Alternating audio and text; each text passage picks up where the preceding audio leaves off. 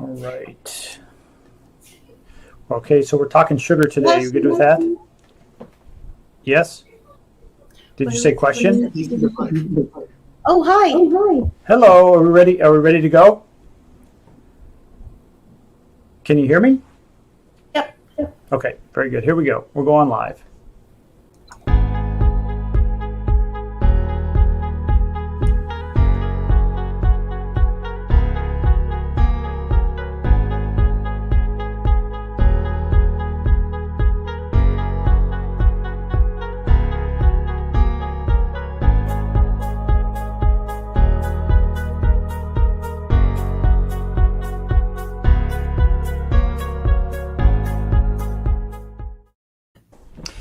Hey, good afternoon. My name is Jeff Harrison. Welcome to Your Personal Health with Drs. Burris and Kim. Dr. Burris and Kim, welcome.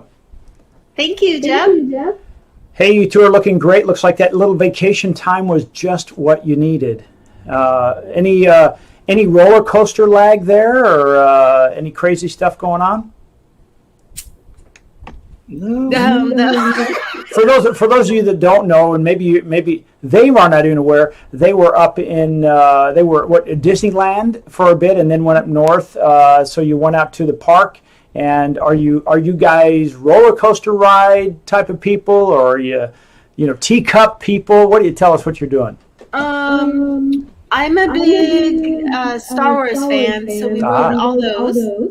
Yep. And then I rode the little roller coasters with my 10-year-old and let other people do the big ones. What did you notice? Any new things on the Star Wars rides or activities there that we're not aware of? Yes, I heard that Rise of the Resistance was worth all the effort to get on it, and they were right. It was spectacular. Wow.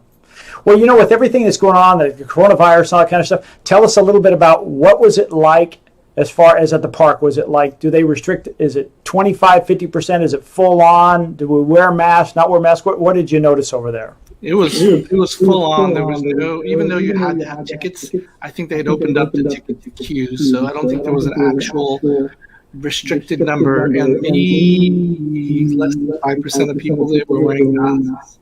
Wow. And so what we did is we went early in the morning and rode the really popular rides, like Pirates took us 15 minutes, at 9 in the morning, and then by 1 it was a 2-hour wait in their line. So, yeah, we tried to ride the indoor ride early before 10,000 people had been in there.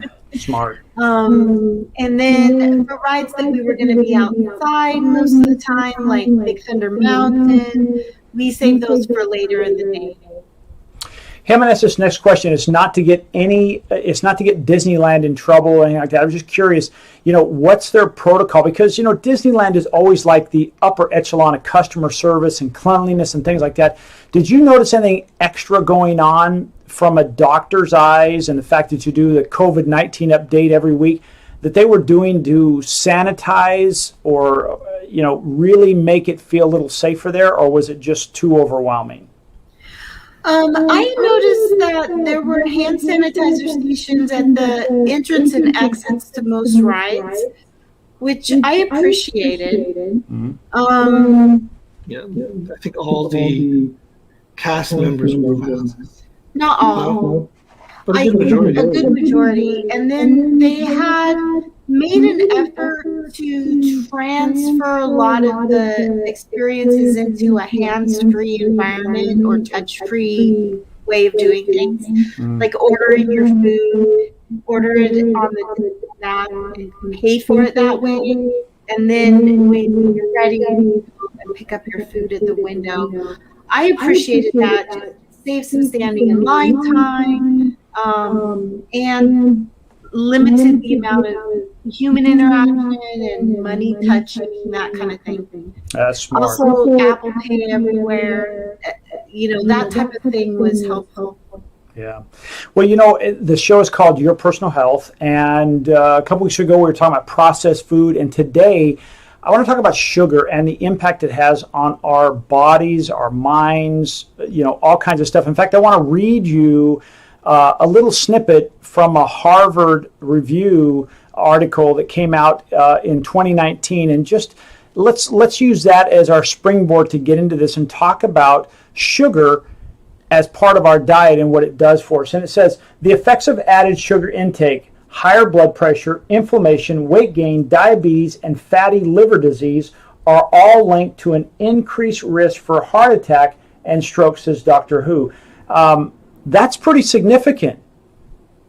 So when it's something like that, it's like, why don't we see something that is regulating that sugar? You know, we look at the foods in the same article. It talked about all the foods that have sugar in it, and it's like, you know, soda, energy, sports drinks, grain-based desserts, fruit drinks, dairy desserts, candy, ready-to-eat cereals, sugars, honey, tea. I mean, the list goes on and on. I'm like, well, okay, that takes everything that we as humans tend to eat because it has a lot of sugar in it. So I want to talk today about how do we start changing that process, because a couple weeks ago we talked about processed foods.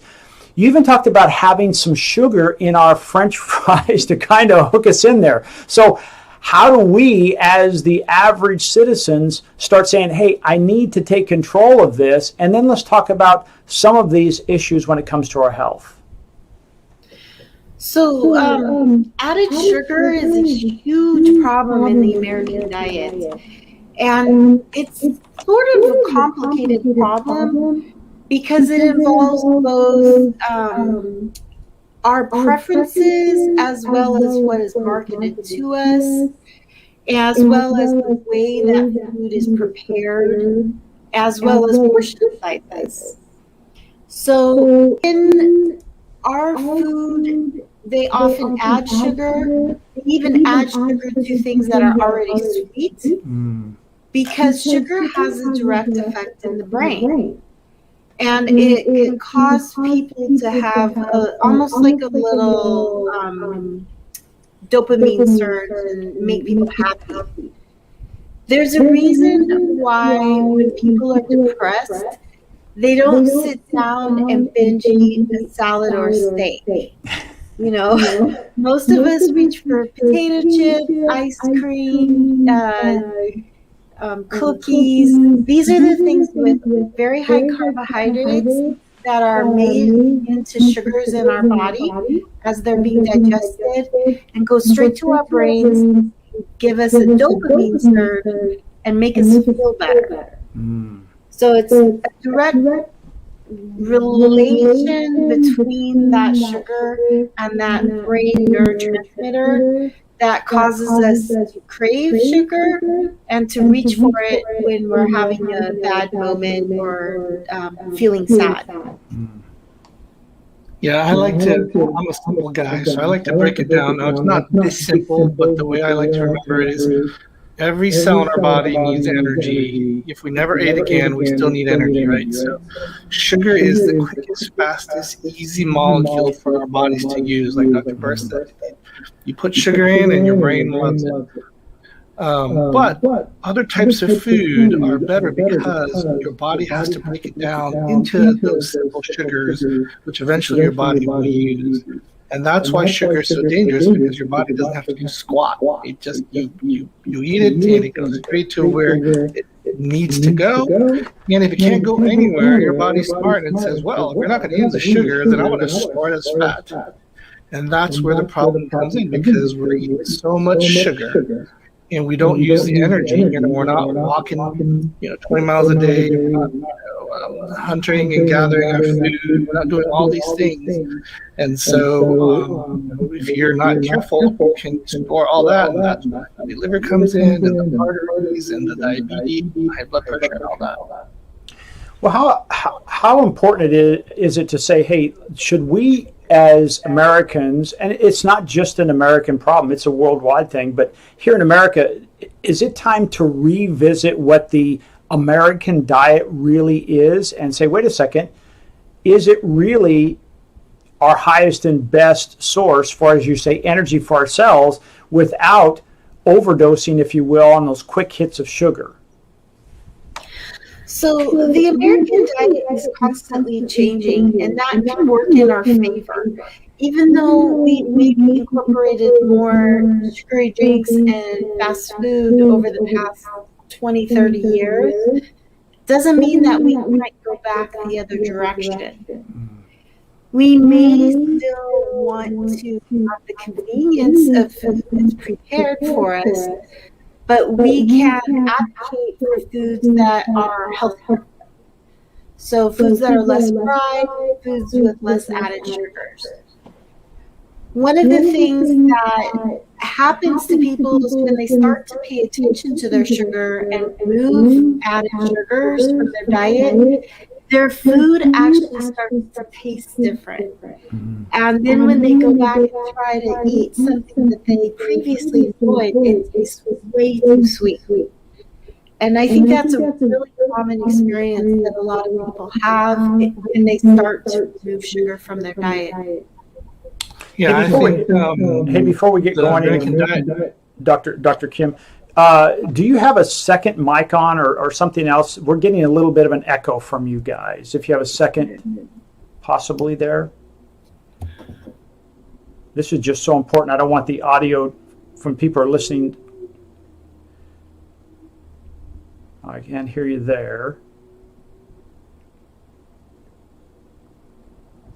Can you hear us now? I can hear you now. Is that better with less feedback? Say something again, please. Is that better? Check. Yeah, I don't hear the echo in the background there. Jose, if you're out there, if you could let us know if the echo has gone away now when Dr. Mike and Dr. Krista talk. Thank you. And Dr. Kim, you were about ready to say? No, I was saying that the American diet came about because of a lot of factors, and part of it was the ability to transport food across the U.S. And back in the day, it took a while, so you couldn't say, well, everyone needs to have broccoli and this and that because you just couldn't get it. So lots of processed grains and stuff that was necessary for. I guess not necessarily easier to transport were put in, I think, the pyramid. And I'm kind of a cynical guy, so I think what happened was we built the whole economy around that, and the agricultural industry, and to change that, one industry is going to start losing, and the other ones will start. And so I think that's part of the battle. The food pyramid is trying to get something that's healthy, but also battling the economic forces because it is a big industry. Go ahead. No, I was going to say, go ahead, finish up with. There are ways that you can start to remove added sugars from your diet if you're just a regular average person, without going crazy and without only shopping raw food. I mean, there are some small things that you can do that make a big difference. And probably the first thing is to remove sugar from your drinks. So if you're drinking soda or juices or even flavored milk, these are good places to start to try to change your taste a bit and switch to things that don't have added sugar. Also, alcohol is a sugar. So I want to throw that out because sometimes people don't realize that when they're having a cocktail or they're having a beer or a glass of wine, that actually counts as a sugar. So you want to keep that in mind when you're looking at your daily intake. And if you're planning to have a glass of wine with dinner, you might want to skip the bag of chips that afternoon. How much do you think the issue with sugar and how it is pervasive in everything that we seem to eat nowadays and the effects of it, how much of that is lack of understanding or knowledge by the consumer because of the convenience? As you say, Dr. Kim, it's just become very simple to drive through someplace or do a processed food pickup, that kind of thing. I think there's definitely some better education that could come out, but I also think it's also the delayed damage that it occurred, right? So if we took sugar in an hour later, causing your liver pain because that fat, infiltrated it within that hour, then we might say, yeah, maybe not. But, we're talking years of eating and overweight and causing problems, and eventually, 10, 20, 30 years down the road, you have, clogged up arteries and diabetes. And so I think that's part of the problem too, is that we don't feel the effects right away. And, and people don't know, I think a lot of people don't realize how much sugar is in some things. Like a can of Coke, I believe, has 12 teaspoons of sugar. So if you just saw 12 teaspoons of sugar and a glass of water, you probably wouldn't eat those, So there's a lot more in our food than we're even aware of. So part of it's that. Well, I'm just reading here. It says the average adult male take an average of 24 teaspoons of added sugar per day, according to the National Cancer Institute. That equals 384 calories. And it says, it's just way too much. That's 24 teaspoons a day. And as you say, if we had those laid out and said, you're going to consume 24 teaspoons of sugar, I can't imagine anybody, I don't care who they are, saying, I'm ready for it. Let's go do that. Yeah. And are we seeing those messages out there to the parents of children and to the young adults who, hey, let's face it, I see it all the time where they're going into a convenience store, I'm getting gas, and they're coming out with the just the energy drinks, which I'm sure are loaded with sugar and caffeine. And they're just getting hooked on this stuff at a very early age. And it's really hard to get off of it until, like you say, Dr. Kim, it's one of those things that shows up down the road with diabetes or weight gain, or quite frankly, fogginess of the brain, those type of things. And at that point, is it too late? It's never too late. Sometimes there's some damage that's done that is more permanent, but it's never too late to improve. The human body has the ability to recover quite a bit of damage. However, wouldn't it be great if we weren't in this place in the first place where we were dealing with illness and not feeling well? This actually affects our whole society in all sorts of ways, including the fact that the military is having a hard time getting enough recruits that meet the weight standards. And often recruiters have to work with candidates for several months to change their diets and start exercising and work out in order to even qualify to enlist. So there are all sorts of ways that the health of our children affects our whole society. This is a difficult question, which is, how much do we want to force people to eat well? This is a tricky question. People often will bring up the idea of the EBT cards or food stamps and say they should only apply to certain things. Currently, there are some restrictions on the use for food stamps, but not completely. Some jurisdictions like New York City put a ban on soda size. I'm not really sure how that works if you've got free refills, but and other places have tried, really approaching school lunches with more of a creative idea of incorporating local food sources and including children in the preparation of the food so that they learn how to prepare healthy food. And those are sort of little experiments that have been tried, some quite successfully, that maybe need to receive more attention as we move forward, because educating people on how to eat healthy, how to prepare food, how to balance their diet, how to incorporate some treats occasionally, it is a process that as a country we probably need to address more. I'm a more of a simple kind of guy, like I said. So I don't think it ever fly, but I think there should be a sugar tax, and there should be there is an alcohol tax, and there's a tobacco tax, and the things that we know that shorten lives or creates more problems, we should tax more. But that ain't ever gonna fly because companies are pretty rich and they don't want to, they would, So, but I think that would do wonders, because then the healthier foods that we know would be cheaper. This next question, I don't want to overuse this or improperly use this word, but is sugar addictive? And if it is, how hard is it to break that? And what kind of side effects does one experience? Not everyone, but on average, if they said, hey, today I'm putting a line in the sand, I am going to either drastically reduce my sugar, or I'm going to stop eating sugar because I'm this 24 teaspoons of sugars, we know it's just too much. What kind of things can we experience? I know when I stop drinking coffee, I get a little bit of a caffeine headache and I run out of gas in the middle of the day. Do we see those kind of things happening with sugar?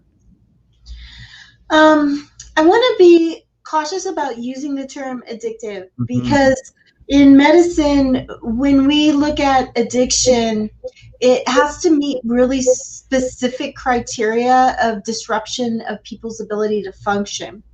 So what I would say of sugar is that it's habit forming.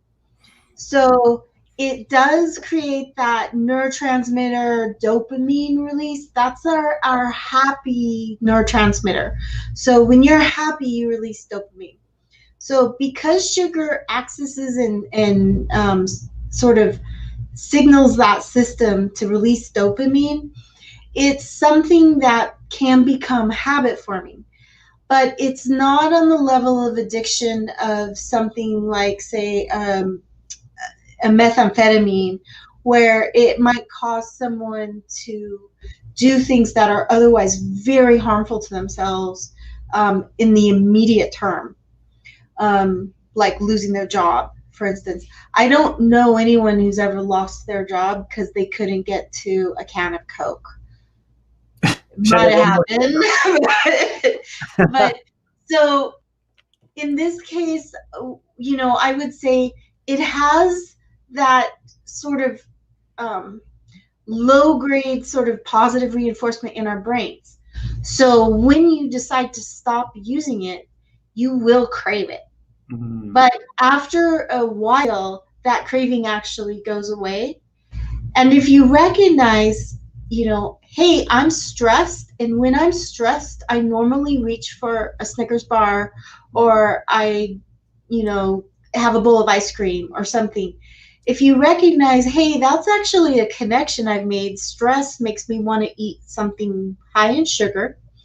So when I'm stressed, I'm going to substitute this other behavior to help me relax, whether that's a breathing exercise or, listening to some music, going for a run. A little exercise is great. There are other ways to relieve stress. And once you get in the habit of doing that, usually those sugar cravings actually will go away. So it's just sort of replacing some of the habits that have grown up around sugary foods. But it's not as bad as breaking a nicotine addiction or one of the other drugs. It's habit forming, but not quite as daunting as heroin. Right. And I think it's just so readily available too. It's everywhere. Every corner you can, get some kind of processed quick food. But I think if people, were thoughtful and had, alternative snacks at home that are healthy, and put just a little bit of effort, they'd see a great bang for their buck than just always going for the convenient fast food or And you may choose to say, hey, there's this birthday party or there's a wedding I'm going to. There's this fantastic dessert. There's this amazing thing. I'd love to try it. Okay, do it. And if you choose to have some, have a small portion and enjoy it. Really pay attention to it. Look at it, smell it, enjoy it, taste it, and get the full experience out of that sugar, and then move on and kind of like, don't eat sugar that you're not going to really enjoy.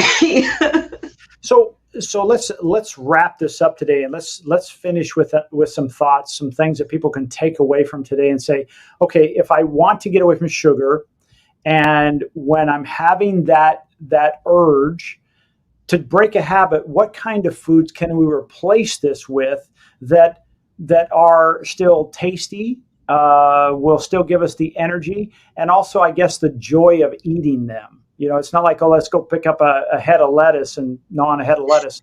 What can we put out there? I've replaced all my chocolate with Brussels sprouts. It's so great. Come on, you're kidding, right? Yeah. Actually, fruit is a really good place to start.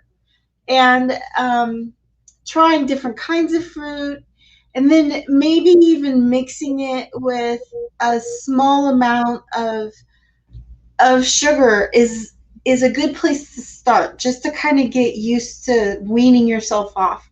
There are people who prefer to go cold turkey and just have like no sugars at all, even natural sugars. But I'm not that person. I actually do better if I can have fruit. So looking at your options, you want to choose a variety, you want to try some new things. And then if you really, really want it, and you're like, gosh, I really just want to have a little bit decide on a time, have a little bit, limit your portions and enjoy it. But a good place to start is with those sweetened beverages. And then after that, the next place to start really is with things that are, added to, like sweetened cereals, also things like pastries, cinnamon rolls, that kind of thing. There's just so much sugar added to those. Sadly, things like Frosted Flakes, Captain Crunch. Yeah, I mean, I think if you went through your pantry and your fridge and just went for the pure sugary stuff, ice cream, candy, like she said, anything that just, it tastes good because it's sugary, even cut back a little, I mean, if you can't even just, stop the ice cream altogether, just, go a quarter of it, right? Just cut down a little bit.